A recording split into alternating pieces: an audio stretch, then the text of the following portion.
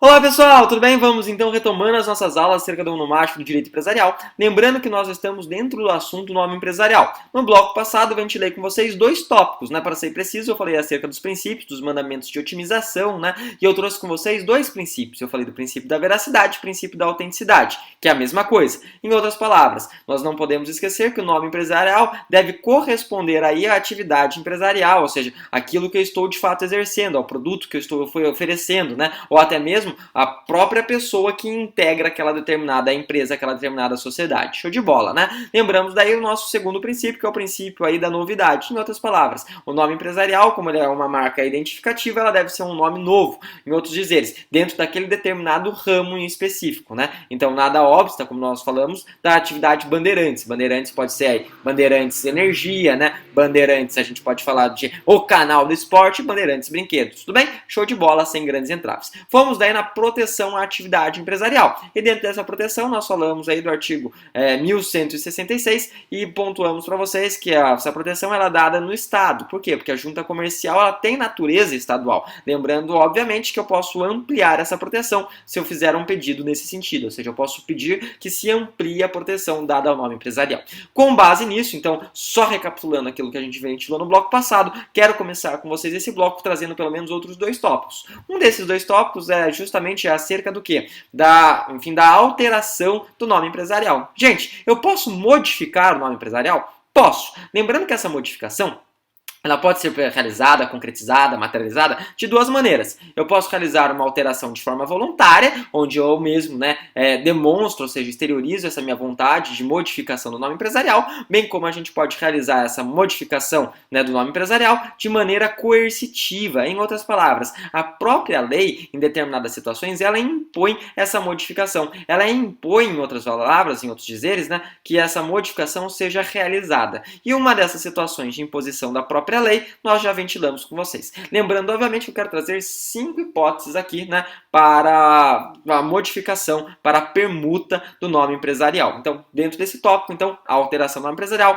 primeira situação de modificação. Essa primeira eu falei dentro do princípio da veracidade, dentro do princípio, da autenticidade. Eu disse o seguinte, naquelas hipóteses em que o indivíduo ele morre, que ele passa dessa para melhor, que a criatura conhece o criador, vai a grama nascer por baixo, veste paletó de madeira, dá o último suspiro, faz o desenlace. Em outras palavras, fez a transição, deixa o plano carnal, vai para o plano etéreo, ou por demais, naquelas hipóteses em que o sujeito que estava dentro de uma empresa, ele sai daquela empresa, o nome deve ser modificado para, obviamente, ter uma ideia de um princípio da veracidade, uma ideia de autenticidade, ou seja, se aquela pessoa não está mais na empresa, lembrando sempre que o nome deve, trazer um reflexo, deve condizer, tudo bem, com aquilo que está sendo proposto. Show de bola, sem grandes entraves. Isso se encontra, inclusive, no artigo 1165 do Código Civil. Isso, inclusive, eu já ventilei com vocês, segunda situação que eu gosto de explanar acerca da modificação do nome empresarial se perfaz nas hipóteses de comandita,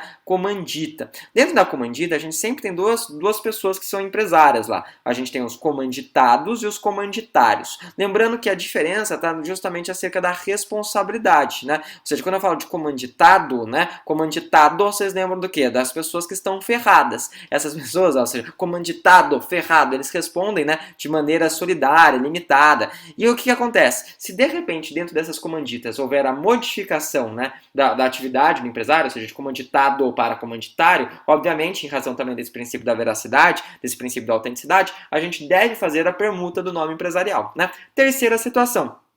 Terceira situação se dá quando eu realizo a venda de um estabelecimento. A venda aí, obviamente, de uma empresa e tudo mais. Lembre-se sempre que o nome empresarial ele é um nome inalienável. Inalienável, isso se encontra no artigo 1164 do Código Civil. Em outras palavras, o nome empresarial especificamente ele não pode ser vendido. Acontece, contudo, entretanto, todavia, que toda vez que eu realizo a venda de uma empresa, que seja, eu posso no nome empresarial colocar o nome da pessoa que era o alienante. Então, constaria o alienante, o nome, obviamente, do adquirente, lembrando que o adquirente deve constar, ele é o sucessor aí do alienante dentro da empresa. Então você pode trazer dentro do nome empresarial, essa roupagem de quem vendeu, quem adquiriu e, obviamente, demonstrando que esse que é o adquirente que é o atual aí realizador, materializador da atividade empresária, tudo bem? Outra situação que a gente pode modificar o nome empresarial seria numa transformação da própria atividade empresarial, né? Isso pode acontecer durante até mesmo o próprio percorrer do tempo.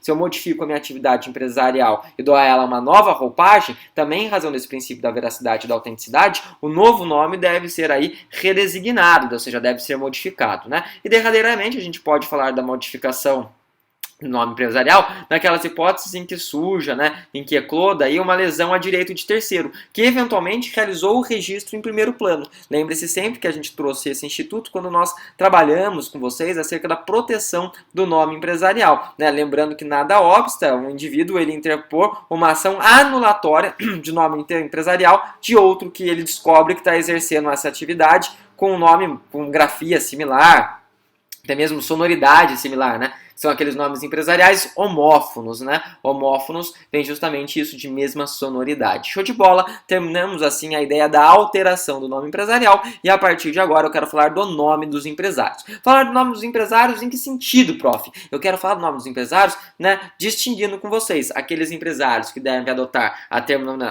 terminologia, né, ou enfim, de firma, ou aqueles empresários que devem adotar, né, na verdade, a designação aí de denominação. Então, quem que vai ser firma, quem que vai ser denominação? Lembrando, obviamente, que eu estipulei, né, de uma forma que talvez fique mais transparente, vou falar de 3 que são firma, né, seriam 2, mas eu vou colocar 3 para ficar mágico, que são denominação e derradeiramente 2 hipóteses que podem ser tanto firma quanto denominação. Show de bola? Acredito que assim fique mais interessante. Então façam essa divisão no caderno de vocês, né? Coloquem assim, ó, nome dos empresários, próximo tópico, para cá é firma, para cá denominação e aqui numa linha, né, enfim, cinzenta, uma linha intermediária, vocês coloquem algo que pode ser tanto firma quanto denominação. Show de bola, né? Lembrando, obviamente, que a firma nós temos aquelas hipóteses que surge aí uma ideia de uma responsabilidade limitada. Então a primeira situação que a gente pode trazer de firma propriamente dita, e lembrando porque são 3 firmas, só pode ser firma 3, porque 3 é mágico, né? Pai, Filho, Espírito Santo, aí Osiris e Horus, Eusato, Poseidon, fato típico, lícito culpável, né? Tributo nada mais é do que imposto, taxa e contribuição. Em outras palavras, é essa a proposta. 3, então, é o nosso número mágico. Entendido que 3 é o número mágico, vamos falar então das 3 empresas que devem receber aí a alcunha, né? Obviamente, de firma. A primeira delas, para ser mais preciso, para ser mais específico, seria aquelas empresas, né? Empresários individuais. Por quê? Empresário individual, ele responde de maneira ilimitada, né? Lembrando sempre disso. Então, em outras palavras, ele deve, então, como tem uma responsabilidade limitada, adotar aí enfim, né, a sua respectiva firma. Nome empresarial pode ser o nome dele, né, o nome dele completo, um exemplo de Fernando Gentil Giz de Almeida Pedroso, né, pode ser de repente uma abreviação, né, ou até mesmo pode ser a designação do ramo de atividade. Então, por exemplo, Fernando Gentil Bebidas, né, nada obsta, tudo bem? Então, em outras palavras, essa seria a ideação aí trazida, cunhada, talhada, quando a gente trabalha a ideia de um empresário individual. O empresário individual sempre adotará firma. Segunda situação onde a pessoa também sempre adota a firma são aquelas sociedades em nome coletivo, né? Lembrando, obviamente, que aquelas pessoas que se encontram lá naquele nome coletivo também responderão de maneira solidária, de maneira também, né, ilimitada. Razão pela qual, né, nós deveremos adotar necessariamente aí a ideia de uma firma. E também a comandita simples, né? Lembrando também o que a gente já trouxe para vocês, aquela ideia de comanditado e comanditário, né? Quando a gente fala dessas chamadas comanditas. Como assim, prof? Eu explico para vocês. Se nós estivermos falando do comanditado, aquele que responde de maneira ilimitada, né, solidária, ilimitada, ele sim vai ser a pessoa que vai estar no nome social da firma, tudo bem? Show de bola. O comanditário, né, ele obviamente ele não responde, então em outras palavras, ele não estaria aí como firma dentro desse nome empresarial, né? Dito isso, vamos para uma outra roupagem, né? Vamos falar para vocês, dada aquelas que necessariamente têm que ser firma, falaremos daquelas que devem ser necessariamente aí, né, adotar a ideia de denominação. Quem que deve ser denominação? Denominação a gente pode trazer para vocês, inicialmente, a própria sociedade anônima. Lembrando, obviamente, que, enfim, o nome tem o nome dos sócios, né? Enfim, os acionistas, eles vão responder aí, obviamente, pelo preço das ações. Em outras palavras, a sociedade é anônima. Se a sociedade é anônima, não tem como, enfim, colocar o nome de alguém específico. É nessa ideia. Então, tipo assim, ela é anônima. Não tem como você colocar, então, por outras palavras, enfim, tipo, aquele sujeito vai responder limitadamente. Porque você não sabe quem é o sujeito. Então, como que vai ser, né? Os acionistas que vão responder pelo preço das ações. Justamente por isso que ela adota, então, a ideia de denominação. Lembrando, por demais, que também será denominação aquelas sociedades que não têm uma natureza empresária. Quais são as sociedades que não são empresárias? A gente pode trazer para vocês tanto a sociedade simples quanto aquela ideia de cooperativa, né? Sociedade simples, quando a gente fala de uma empresa sem organização, né? E cooperativa, quando a gente fala daquelas que não têm a ideia de uma finalidade lucrativa, né? Lembrando, obviamente, que toda vez que for cooperativa, vai ter que estar talhado lá. Então, em outras palavras, o nome, né? Mais a expressão cooperativa, sem grandes entraves, sem grandes dificuldades, né? Show de bola. E quais são aquelas hipóteses que nós temos? Tanto firma quanto denominação. Eu posso, na verdade, adotar tanto uma quanto outra. São aquelas residuais, são aquelas subsidiárias. Em outras palavras, é o tiozinho ou tiazinha da balada. É aquele que sobra, né? Então, qual que sobra?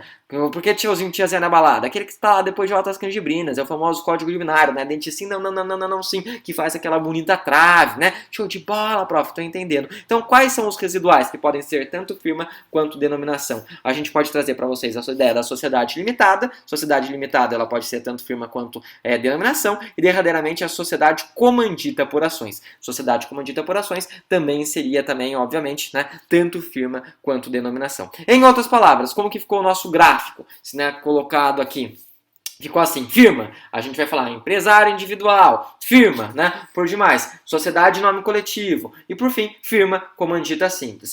Denominação, sociedade anônima, denominação, sociedades não empresariais, sociedade simples e por demais cooperativa, e quais são aquelas que podem ser firma e denominação? Limitada e comandita por ações. Dito isso, daí sim, deixo para vocês, né, terminando, um forte abraço e, obviamente, excelentes estudos, gente. Até mais! Tchau, tchau, e terminamos o nome empresarial, tudo bem? Tchau, tchau, gente. Bons estudos.